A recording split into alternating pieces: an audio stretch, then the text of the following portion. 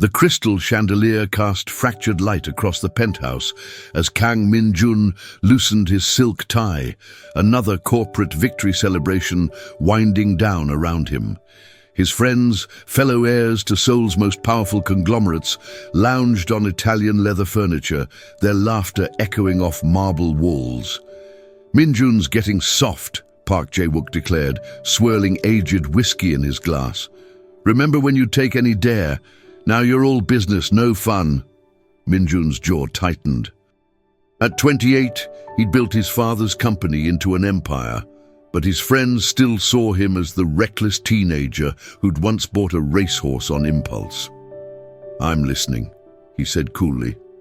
"Marry someone completely inappropriate," Jae-wook grinned. "Not some chaebol princess your mother picked, someone ordinary." The others leaned forward, sensing blood in the water. Min-jun's arranged engagement to the Shin family daughter had been the talk of Seoul's elite circles for months. "Anyone specific in mind?" Min-jun's voice carried dangerous calm. "Your new housekeeper," Jae-wook's eyes glittered with malice. "I saw her earlier. Pretty little thing, probably desperate for money. Marry her tonight, and I'll transfer 50 million won to your favorite charity." The room fell silent. Even for their crowd, this crossed lines. Min-jun studied his friend's face, seeing the challenge beneath the jest. Jae-wook had always resented Min-jun's success, his easy command of respect that Jae-wook could never earn. "Make it 100 million, Min-jun said quietly, "and you have a deal." He stood, straightening his jacket. Somewhere in his sprawling penthouse, Soo-jin was probably finishing her evening duties, unaware that her life was about to change forever. The dare was accepted. The consequences would be devastating. Soo-jin knelt beside the floor-to-ceiling windows, carefully polishing the glass that overlooked Seoul's glittering skyline. 3 weeks into her new position, she still felt overwhelmed by the penthouse's opulence. Every surface gleamed with wealth she'd never imagined, yet the space felt hollow, devoid of warmth. Her reflection stared back from the pristine glass. Tired eyes, work-worn hands, the simple black uniform that marked her as invisible to people like Kang Min-jun. She'd taken this job out of desperation, needing the generous salary to pay for her mother's medical treatments. "Miss Lee." She startled, nearly dropping her cloth. Min-jun stood behind her, his presence commanding even in the dim evening light. His friends had left, but tension still radiated from his tall frame. "Sir?" She rose quickly, bowing respectfully. He studied her with an intensity that made her skin prickle. She'd noticed him watching her before, though she'd assumed it was mere scrutiny of her work performance. "I have a proposition," he said, his voice carefully controlled. "It will sound unusual, but I assure you the compensation will be substantial." Soo-jin's heart raced. Had she done something wrong? Was he firing her? "I need you to marry me," he continued, as casually as if discussing the weather. "Tonight? It's a business arrangement, nothing more. You'll receive 10 million won immediately, and the marriage will be annulled within 6 months. The words hit her like physical blows. Marriage? To him, the most powerful man she'd ever encountered, who lived in a world so far removed from hers, it might as well be another planet. "I don't understand," she whispered. "You don't need to understand. You need to decide." The 24-hour wedding chapel in Gangnam felt surreal under harsh fluorescent lights.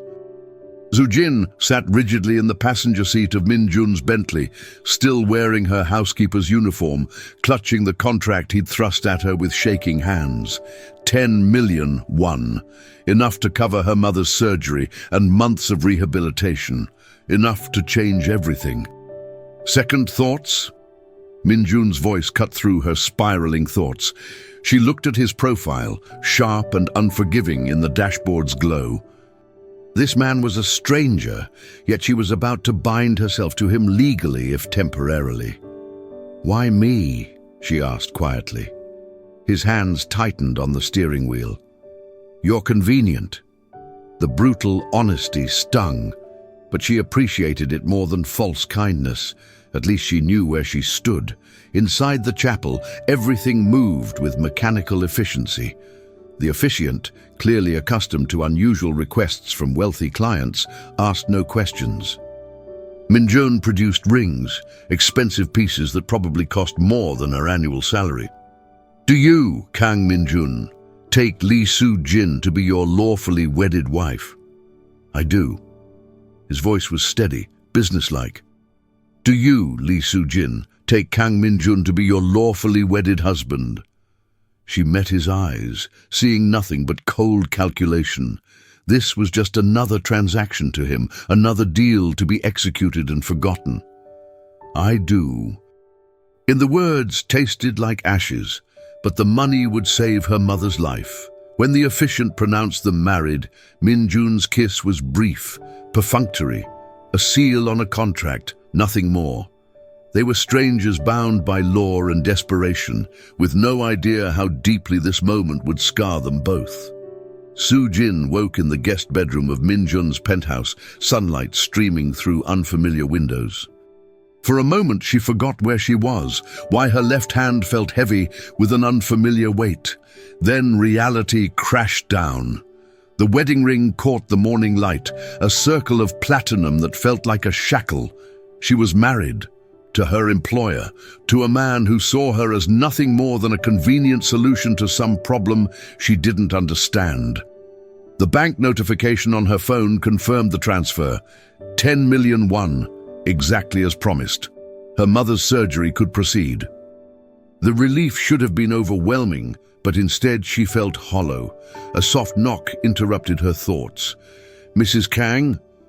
The title from the housekeeper, Mrs. Park, felt like a slap.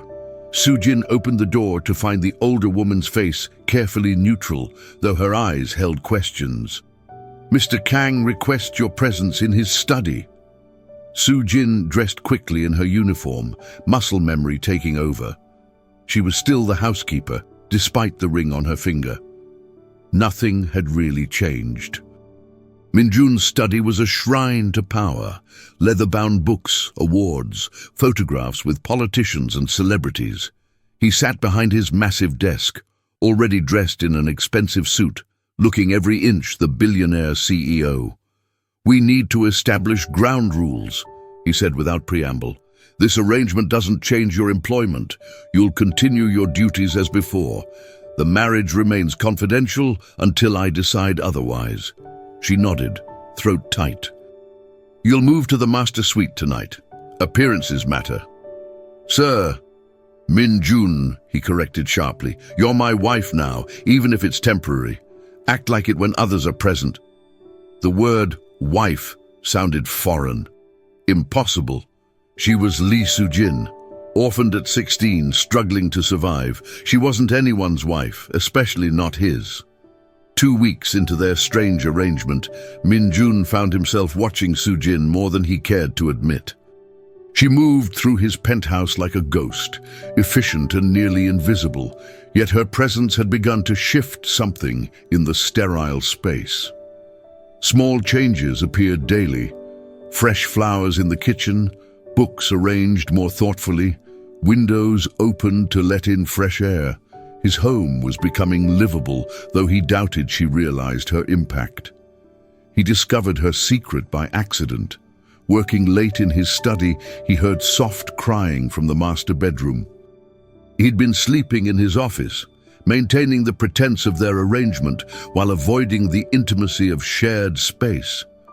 Through the slightly open door, he saw her on the phone, tears streaming down her face as she spoke in hushed tones. "Ioma, the surgery went well. The doctors say you'll recover fully." Her voice broke with relief. "Don't worry about the money. I found a way." Min-jun stepped back, understanding hitting him like a physical blow. The 10 million won hadn't been for herself. It had been for her mother's medical treatment. She'd married a stranger, sacrificed her dignity and freedom to save someone she loved. The realization unsettled him more than he wanted to admit. He'd assumed she was like everyone else in his life, motivated by greed, status, personal gain. Instead, she'd acted out of pure love, the kind of selfless devotion he'd never experienced. Later, when she emerged from the bedroom with red-rimmed eyes, he pretended to be absorbed in his work. But something had shifted between them, an awareness that made the air feel charged. "Good night, Min-jun," she said softly.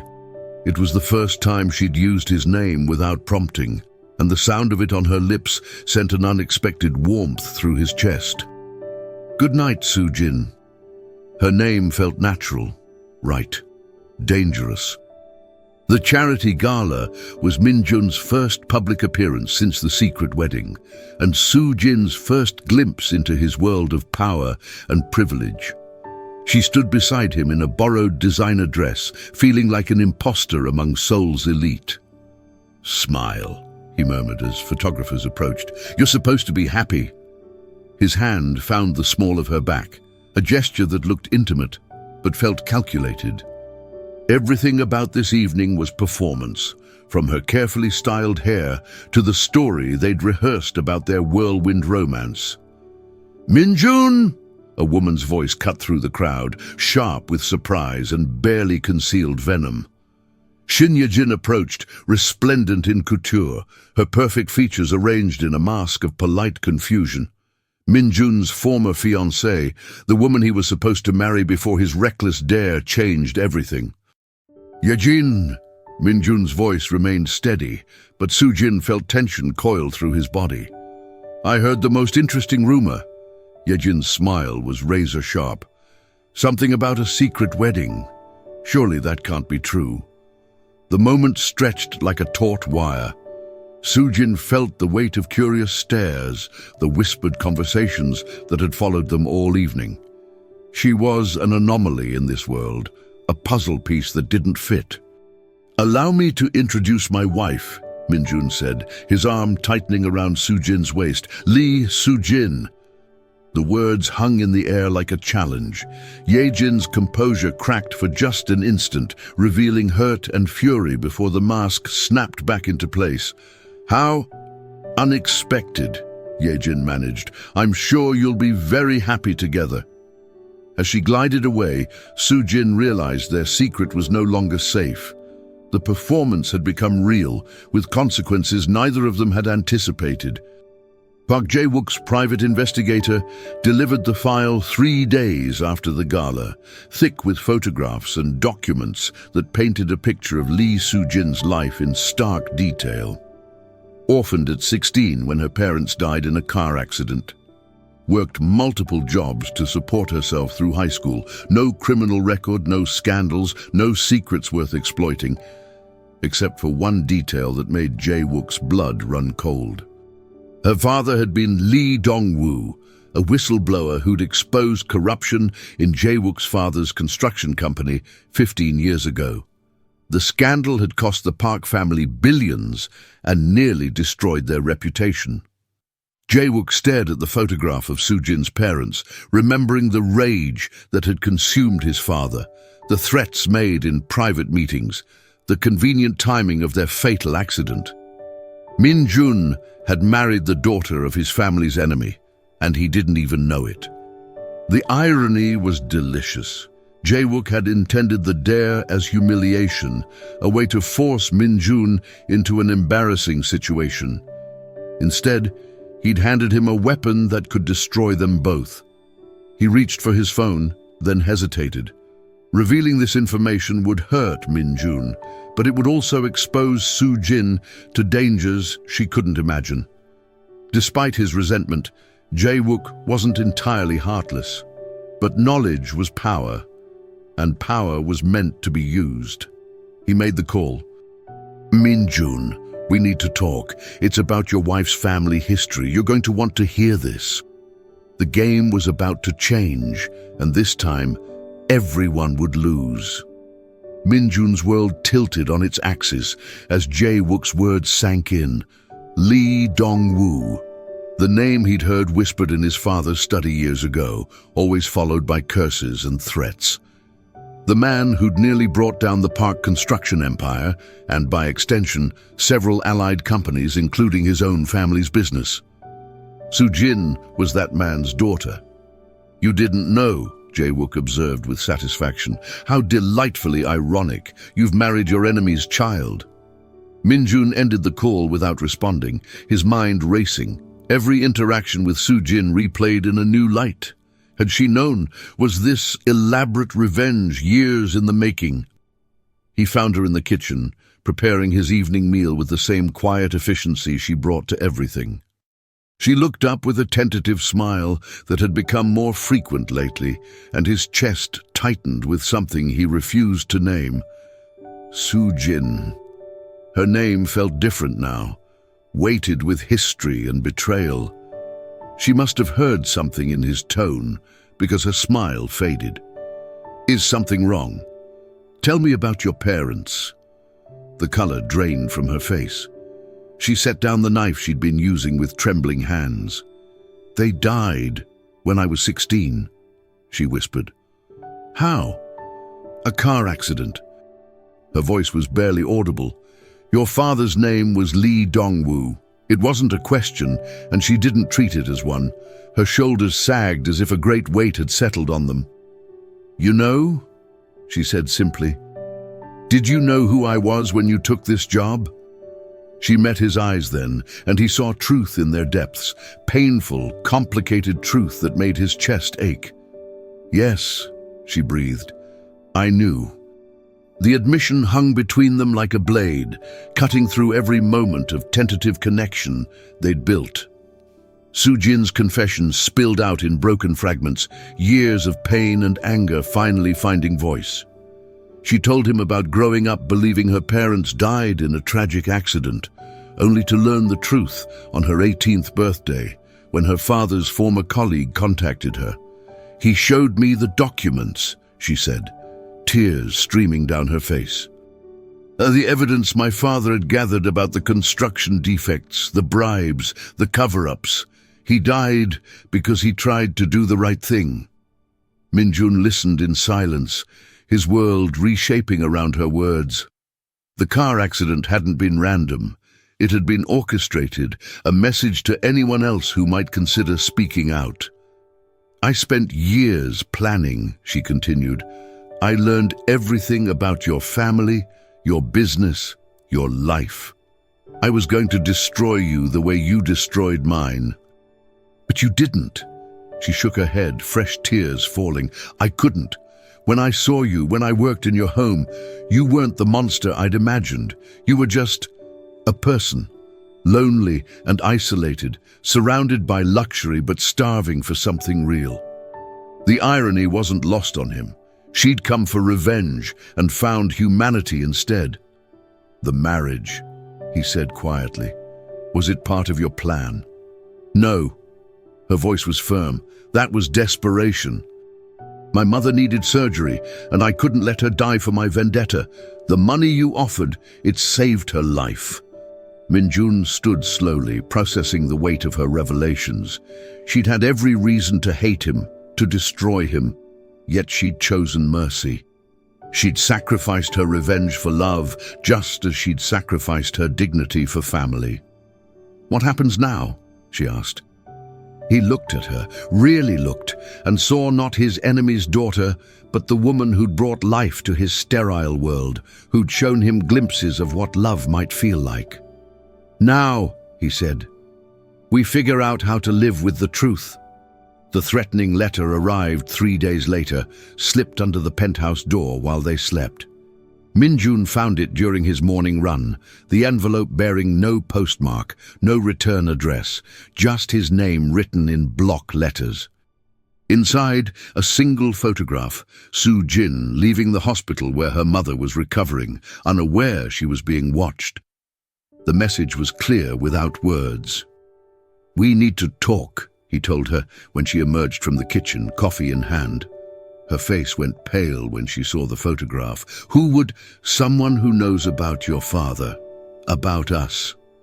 Min-jun's jaw was tight with controlled fury. "You're in danger." The next few hours passed in a blur of security consultations and safe house arrangements. Min-jun's head of security, a former intelligence operative, confirmed their worst fears. "There are people who never forgot what Lee Dong-woo cost them," he explained. "Your marriage to his daughter looks like the ultimate insult. They want her gone." Soo-jin sat silently through the briefing, her hands folded in her lap. When the security team left to make arrangements, she finally spoke. "I should leave," she said quietly. "Disappear. It would be safer for everyone."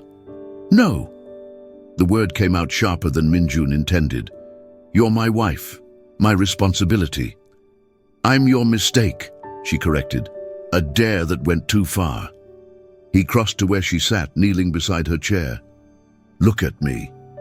When she raised her eyes, he saw fear there, but also resignation. She'd spent her whole life running from the consequences of her father's courage. "You're not a mistake," he said firmly. "And you're not running anymore. We face this together." The word "together" felt foreign on his tongue, but right. For the first time in his life, he had something worth protecting beyond money and power. He had her. The explosion shattered the morning calm, sending glass cascading from the penthouse windows like deadly rain.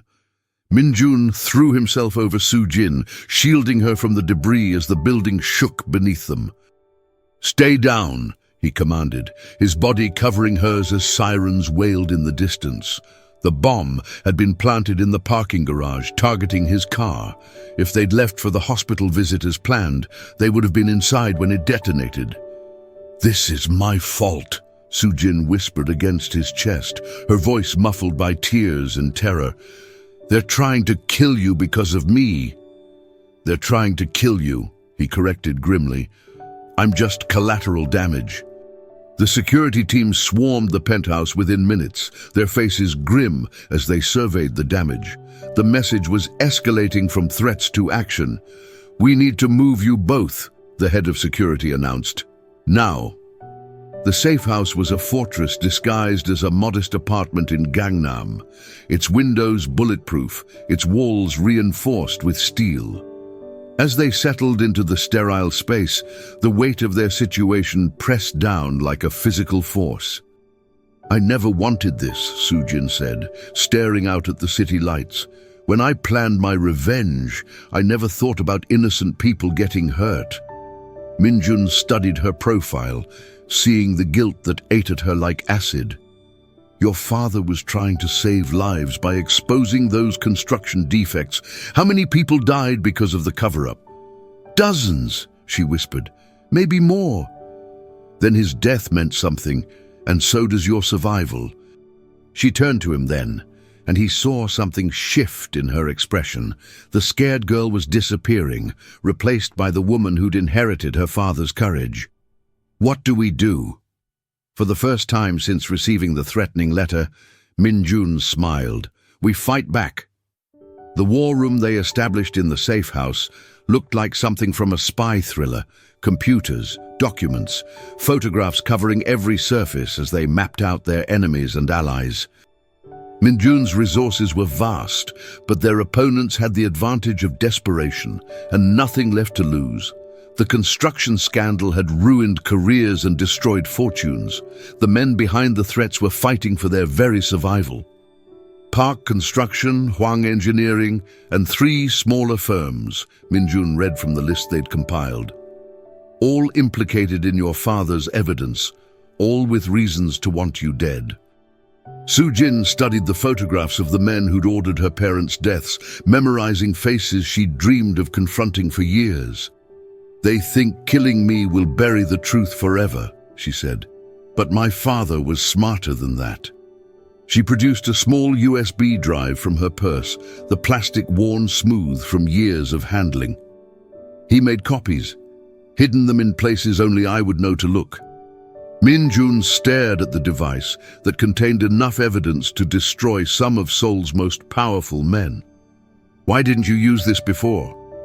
"Because I wanted them to suffer the way I suffered, losing everything slowly, piece by piece." Her smile was sharp as a blade. "But they forced my hand." The plan they developed was elegant in its simplicity. They would release the evidence publicly, but not before ensuring their own safety through a network of allies and legal protections. "Once this goes public, there's no going back," Min-jun warned. "Your life will never be private again." "It stopped being private the moment I married you," she replied. "At least this way, my father's death will mean something."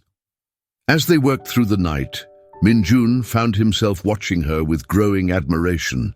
The frightened housekeeper was gone, replaced by a woman of steel and fire who would have made her father proud. The press conference was scheduled for noon, giving them just enough time to coordinate with prosecutors and ensure their evidence reached the right hands simultaneously. Min-jun's legal team had worked through the night, preparing charges that would stick and protections that would hold.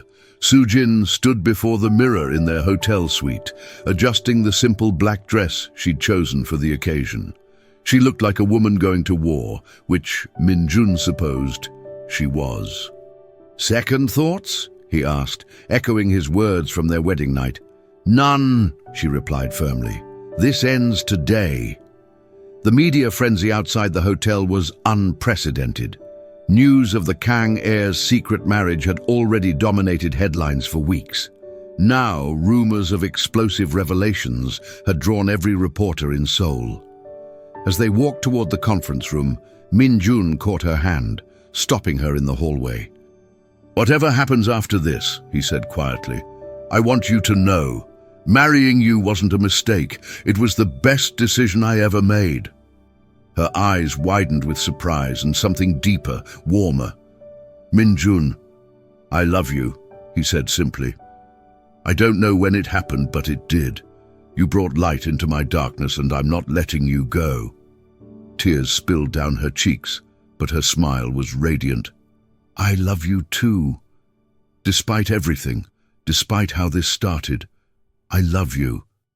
The kiss they shared was nothing like their perfunctory wedding kiss.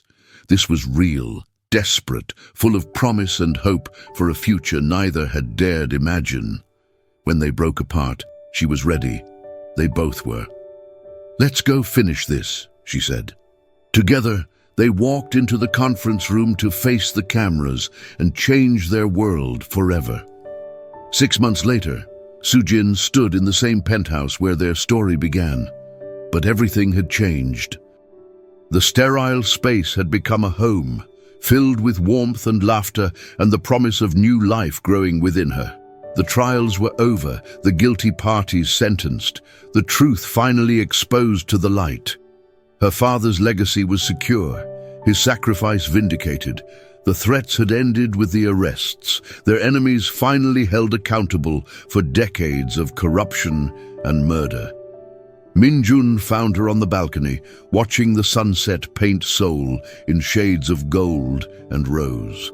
His arms encircled her from behind, his hands resting on the gentle curve of her belly. "Any regrets?" he asked, his lips brushing her ear. She leaned back against his chest, feeling the steady beat of his heart. "About which part? Marrying a stranger, falling in love with my enemy, or carrying his child?" "All of it." She turned in his arms, seeing the man who'd started as her employer become her husband through deception and ended as her soulmate through choice. "None," she said firmly. "Not a single one." Their second wedding had been small, intimate, a real ceremony with real vows spoken before family and friends. This time, when he kissed her, it was with the knowledge of who they truly were and what they'd overcome together. "The baby will need a name," he murmured against her lips. "Dong-min," she suggested. "For my father and you." "Perfect," he agreed, then paused. "What if it's a girl?" "Hope," she said without hesitation. "Her name will be Hope." Because that's what they'd found in each other. Hope for redemption, for love, for a future neither had believed possible. As the sun set over Seoul, they held each other close. Two souls who'd found their way home through the darkness of the past into the light of tomorrow. Their midnight secret had indeed turned his world upside down, but in the end, it had set them both free.